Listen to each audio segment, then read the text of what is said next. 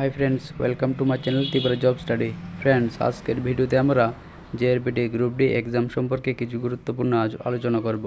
এই ভিডিওতে আমরা মূলত जेआरपीटी গ্রুপ ডি সম্পর্কে আমরা একটি পোল করেছিলাম আমাদের চ্যানেলে, তা আমরা অ্যানালাইজ করব এবং जेआरपीटी গ্রুপ ডির রেজাল্টটা কবে প্রকাশিত হতে পারে, ইলেকশন ডিক্লারেশনের কীরকম প্রভাব পড়তে পারে তা আমরা এই ভিডিওতে আলোচনা করব। তোমরা ভিডিওটি শুরু থেকে শেষ পর্যন্ত অবশ্যই দেখো এবং আমরা এই ভিডিওতে আরেকটি গুরুত্বপূর্ণ বিষয় বলবো যে তোমার মার্কটা কত রেঞ্জের মধ্যে থাকলে তোমাদের জব পাওয়ার চান্স বেশি থাকবে। সো ভিডিওটি তোমরা শুরু থেকে শেষ পর্যন্ত অবশ্যই দেখবে, ভিডিওটি তোমাদের জন্য খুবই হেল্পফুল হবে। তো চলো দেরি না করে ভিডিওটি শুরু করা যাক। সো ফ্রেন্ডস, আমরা কিছুদিন আগে আমাদের চ্যানেলে একটি পোল করেছিলাম। এটি হচ্ছে ফ্রেন্ডস সেই পোলটি যা আমরা আমাদের চ্যানেলে করেছিলাম। দেখো এখানে আমরা কিছু মার্ক দিয়েছিলাম 35 to 45 এই রেঞ্জের মধ্যে। দেখো এটা শুধুমাত্র রিটেন এক্সামের ক্ষেত্রে, 85 মার্কের যে রিটেন এক্সাম হয়েছিল তার ক্ষেত্রে, শুধু ইউআর ক্যাটাগরির জন্য। তো ইউআর ক্যাটাগরির দ্বারাই আমরা অন্য ক্যাটাগরির যে ক্যান্ডিডেট রয়েছে তাদের যে মার্কটা আমরা একটু প্রেডিক্ট করতে পারবো, তাদের মার্কটা কত থাকলে তারা চাকরি পাওয়ার চান্সটা রয়েছে তা আমরা বলে দেব। তো দেখো এখানে 35 to 45 এই রেঞ্জের মধ্যে মার্ক ছিল 29%, তারপর 46 to 55 এই রেঞ্জের মধ্যে ছিল 42%, তারপর 56 to 65 ছিল 15%, তারপর 65 অ্যাবভ ছিল 14%। তো দেখো সবথেকে বেশি যে রেঞ্জের মধ্যে মার্ক ছিল সেটা হচ্ছে 46 to 55। এই রেঞ্জটার মধ্যেই সবথেকে বেশি ক্যান্ডিডেটের মার্ক ছিল। তো দেখো এখানে কিন্তু এক এক মার্ক অনেক ম্যাটার করবে, কারণ এখানে এই রেঞ্জটার মধ্যে ক্যান্ডিডেট সংখ্যাটা বেশি। তার উপরে যে রেঞ্জটা রয়েছে 56 to 65 এই রেঞ্জের মধ্যে যাদের মার্ক রয়েছে 56 অ্যাবভ, এই রেঞ্জের মধ্যে যাদের মার্ক রয়েছে ইউআর ক্যাটাগরিতে তাদের জব পাওয়ার হাই চান্স রয়েছে। 99% আমরা শিওর বলতে পারবো তারা জবটি পাবে। অবশ্যই তাদের যে ইন্টারভিউ হয়েছিল তার কিছুটা প্রভাব পড়তে পারে, তবে বেশি প্রভাব পড়বে না আশা করি। নেক্সট যে বিষয়টি এটি হচ্ছে 46 to 55 এই রেঞ্জের মধ্যে যাদের মার্ক ছিল তাদের জব পাওয়ার চান্সটা মূলত ইন্টারভিউর উপর ডিপেন্ড করবে। তাদের যদি ইন্টারভিউটা ভালো যায় তো তারা জবটি অবশ্যই পেতে পারে, চান্স রয়েছে। তারপর দেখো 35 to 45 এই রেঞ্জের মধ্যে যাদের মার্কটা ছিল তাদের জব পাওয়ার চান্সটা একটু হলেও আমরা কম বলতে পারবো, কারণ দেখো মার্কটা কিন্তু খুবই কম, ক্যান্ডিডেট অনুযায়ী মার্কটা খুবই কম।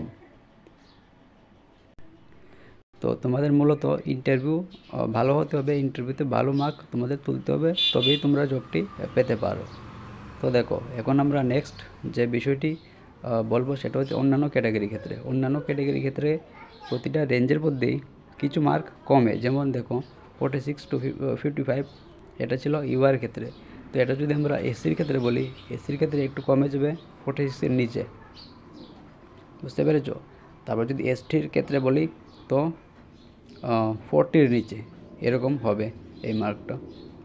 তো এসটি যদি 46 to 55 হয় তাদের জব পাওয়ার চান্স 100% রয়েছে। যদি এসসিও 46 to 55 মধ্যে থাকে তাদের জব পাওয়ার চান্স 90% রয়েছে। আশা করি তোমরা বিষয়টি বুঝতে পারছো। যদি ইন্টারভিউ তোমাদের ভালো হয়ে থাকে তাহলে তো আর কোনো কথাই নেই, তোমরা জব অবশ্যই পাবে। তো আশা করি তোমরা বিষয়টি বুঝতে পেরেছো। তো দেখো এখন আমরা নেক্সট যে বিষয়টি বলবো সেটি হচ্ছে তোমরা জানো ইলেকশন ডিক্লেয়ার হয়ে গেছে, 19 এপ্রিল থেকে ইলেকশন শুরু হবে। তো মরাল কোড অফ কন্ডাক্টও লেগে গেছে।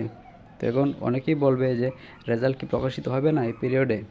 তো দেখো তার উত্তর হিসেবে আমরা বলতে পারবো যে এই পিরিয়ডে কিন্তু রেজাল্ট গভর্নমেন্ট প্রকাশিত করতে পারবে না, কারণ আমরা জানি দেখো মরাল কোড অফ কন্ডাক্টে স্টেট গভর্নমেন্ট বা সেলের কোনো রকম বিজ্ঞপ্তি বা রেজাল্ট প্রকাশিত করতে পারে না, কিন্তু যে প্রসেসগুলি কন্টিনিউ ছিল সেগুলি অবশ্যই কন্টিনিউ হবে। যেমন টিপিএসসি কম্বাইন্ড ইন্টারভিউ সেটা কন্টিনিউ হচ্ছিল, এটা কন্টিনিউ হবে, এটার মধ্যে কোনো এফেক্ট পড়বে না। কিন্তু জিআরপিটি গ্রুপ ডিটার মধ্যে একটু এফেক্ট পড়বে। তবে যে রেজাল্টটা আমরা জানি 4th of June result counting হবে, রেজাল্ট প্রকাশিত হবে লোকসভা ইলেকশনের। তো তারপরেই তোমাদের রেজাল্টটা প্রকাশিত হবে জুনের পরে, 4 তারিখের পরে। তো জুন টু জুলাই এই সময়ে তোমাদের রেজাল্টটা প্রকাশিত হওয়ার চান্স রয়েছে। জুনের লাস্টের দিকে বা জুলাইয়ের ফার্স্ট উইকের দিকে তো তোমাদের রেজাল্টটা প্রকাশিত হওয়ার খুবই চান্স রয়েছে। তো তোমরা দেখবে এই পিরিয়ডেই তোমাদের রেজাল্টটা প্রকাশিত হয়েছে। আশা করি তোমরা বিষয়টি বুঝতে পারছো। আর একটি ছোট্ট request, GRPT group D exam সম্পর্কে অনেক গুজব আমাদের চারপাশে ছড়াচ্ছে। তোমরা দয়া করে এই গুজবে কান দেবে না। তোমরা যদি ইন্টারভিউ তোমাদের ভালো হয়ে থাকে তো তোমরা কনফিডেন্ট থাকবে, নিজের উপর বিশ্বাস রাখবে, তো তোমরা অবশ্যই জবটি পাবে। মানুষের কথায় তোমরা কান দেবে না। আশা করি তোমরা বিষয়টি বুঝতে পারছো। সো ফ্রেন্ডস, এই ছিল কিছু গুরুত্বপূর্ণ আলোচনা যা আমরা জিআরপিটি গ্রুপ ডি এক্সাম সম্পর্কে করলাম। আশা করি তোমাদের ভিডিওটি ভালো লেগেছে। সো ফ্রেন্ডস, চ্যানেলটি সাবস্ক্রাইব করে দিও এবং ভিডিওটি লাইক করে দিও। সবাইকে ধন্যবাদ। Thank you.